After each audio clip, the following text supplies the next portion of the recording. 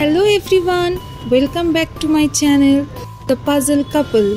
এখন আমরা সবাই একটা ফ্যামিলির মতো হয়ে গেছি, তো আমি তোমাদের সাথে তাই আমার একটা মিষ্টি মুহূর্ত শেয়ার করতে চলেছি।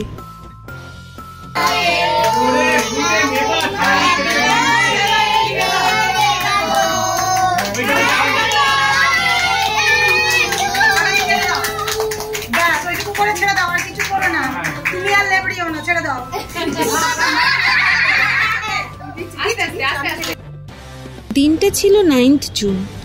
9th জুন চিম্পুর বার্থডে। চিম্পু হচ্ছে আমার দিদির ছেলে, যাকে আমি ভালোবেসে চিম্পু বলে রাখি।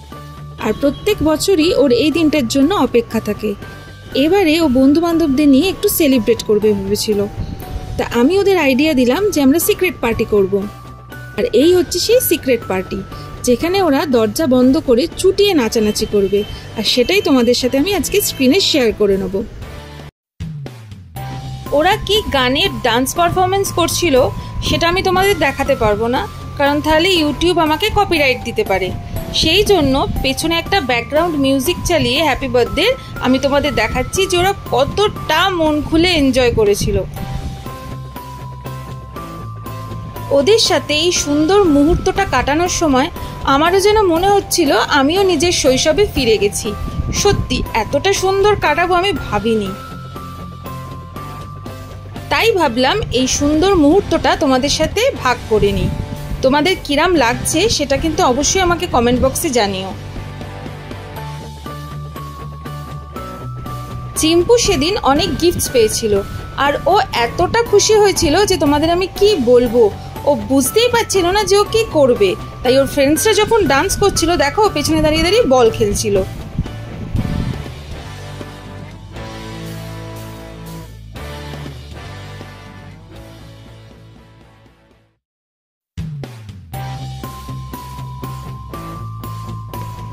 এক একটা সময় তো খুব টেনশনে পড়ে যাচ্ছিলাম যে এদের সামলাবো কি করে, কারণ এক একজনের এক একটা গান প্রিয়। এবার এক একজন করে সেই গানগুলো আমাকে চালাতে হবে, তাও বেশিক্ষণ চালানো যাবে না, অন্য গানে ডান্স করতে হবে, আমাদের হাতে সময়ও কম। চিম্পুর ফ্রেন্ডসদের মধ্যে আবার একজন ডাইরেক্ট মহাদেবের সাথে গল্প করে। হ্যাঁ, তোমাদের সেটা দেখাতে আমি ভুলে গেছি, চলো দেখে নি মহাদেবের সাথে কি গল্প হয়।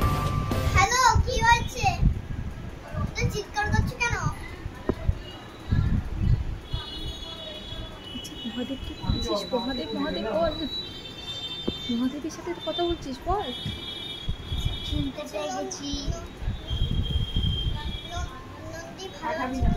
একটু জোরে বল, মহাদেব তো আমার টাওয়ার পাচ্ছে না।